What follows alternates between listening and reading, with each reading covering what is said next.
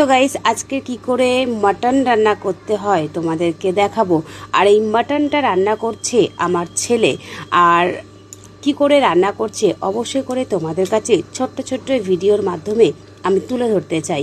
তো ভিডিওটা ভালো লেগে থাকলে লাইক কমেন্ট শেয়ার করে দিও।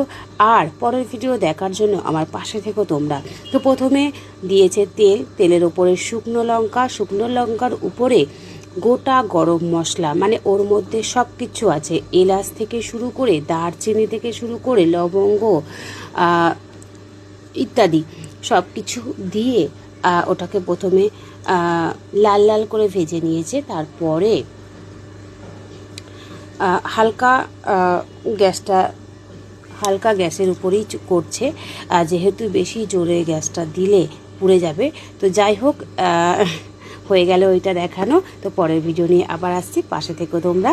আর যদি ভিডিওটা ভালো লেগে থাকে লাইক কমেন্ট শেয়ার করে দিও। ধন্যবাদ সবাইকে। তো গাইস এই দেখো রেডি হয়ে গেছে আমাদের মাটন। তো অবশ্যই করে তোমাদের কাছে শেয়ার করব।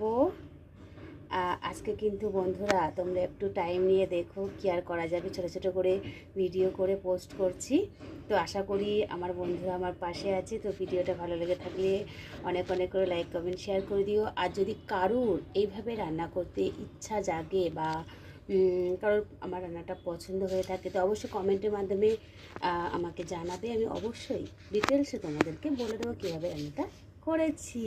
ঠিক আছে বন্ধুরা, তো সবাই খুব ভালো থেকো, সুস্থ থেকো। পরের ভিডিও নিয়ে আবার আসছি। টাটা।